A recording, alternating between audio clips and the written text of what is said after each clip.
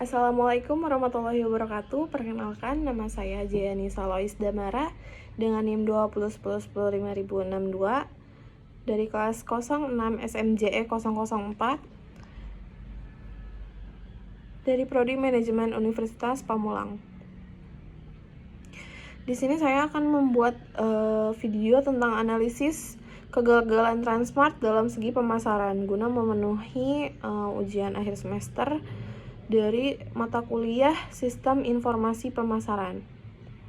Guna mempersingkat waktu, mari kita mulai pembahasannya satu persatu. Di sini ada beberapa poin yang membuat kegagalan Transmart Transmart ini gagal dari segi pemasarannya ya. Langsung kita sebutin dari poin pertama, yaitu kurangnya pemahaman pasar. Mungkin terjadi kurangnya pemahaman mendalam terhadap pasar target Transmart. Salah penilaian terhadap kebutuhan dan preferensi pelanggan dapat mengakibatkan strategi pemasaran yang tidak efektif. Jadi Transmart ini kurang paham gitu loh, pasar yang mereka mau tuju itu sebenarnya apa gitu. Lalu di sini ada poin kedua, ketidaksesuaian produk dengan pasar lokal. Ketidaksesuaian produk dengan pasar lokal. Kesalahan dalam mengadaptasi produk atau layanan terhadap kebutuhan dan budaya pasar lokal bisa menjadi penyebab kegagalan Transmart itu sendiri.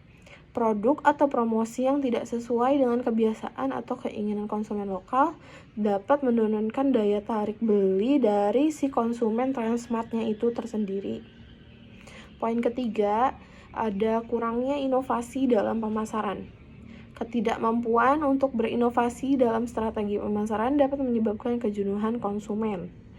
Pemasaran yang monoton atau nggak memperhatiin tren, jadi monoton aja padahal trennya udah lain, itu tuh bisa berpengaruh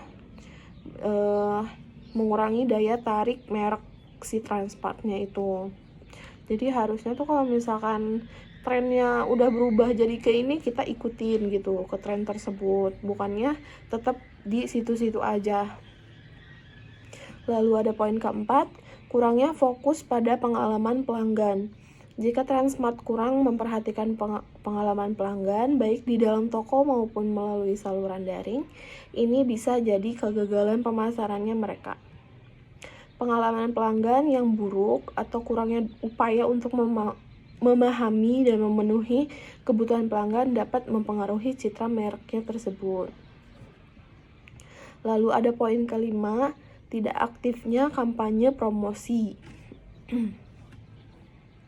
Kampanye promosi yang tidak tepat sasaran atau tidak memadai dapat menyebabkan kurangnya perhatian dari pelanggan. Periklanan yang tidak efektif atau tidak memahami saluran komunikasi yang efektif dapat merugikan upaya pemasaran. Jadi kalau misalkan iklan atau promosi itu ngikutin tren juga, sama kayak poin yang sebelumnya, gimana sih orang-orang tertarik sama iklan yang sekarang gitu. Jadi harusnya diikutin sesuai dengan poin yang sebelumnya gitu, bersangkutan ya itu.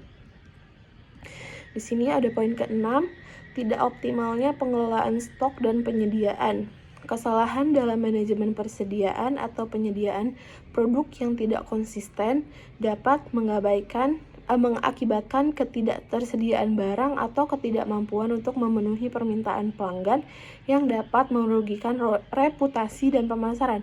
Iya kan? Jadi kalau misalkan stok itu harusnya sesuai gitu sama apa yang pelanggan pengen.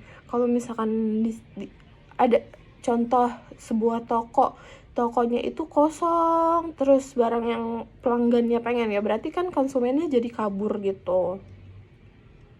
Lalu di sini ada poin ke-7, kompetisi yang kuat. Persaingan yang ketat dengan pengecer atau merek lain di pasar dapat menjadi faktor yang berkontribusi terhadap kegagalan pemasaran. ketidakmampuan bersaing secara efektif atau menyusun strategi pemasaran yang membedakan diri dapat merugikan Transmart. Di sini ada poin terakhir ya, tidak tepatnya penentuan harga.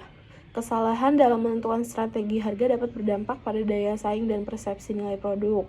Harga yang terlalu tinggi atau terlalu rendah tanpa nilai yang sesuai dapat merugikan strategi pemasaran. Jadi jadi memang faktanya di Transmart itu harganya jauh dari harga pasaran. Jadi mereka itu ngasih harga yang terlalu mahal dibandingkan sama supermarket yang lain. Padahal Transmart itu kan udah satu levelnya sama supermarket gitu ya. Nah, tapi mereka tuh ngasih harga yang di atas dari supermarket yang sejenisnya gitu. Jadi pelanggan juga ngerasanya kayak rugi kita beli di sini, padahal ada yang lebih bisa kompetitif dalam harga gitu. Cukup sekian pembahasan mengenai kegagalan Transmart dalam segi pemasarannya. Nah, di sini ada 8 poin. Sekiranya cukup dan dapat menjadi ulasan, dapat menjadi pembelajaran bagi kita semua. Saya tutup, kurang lebihnya mohon maaf. Assalamualaikum warahmatullahi wabarakatuh.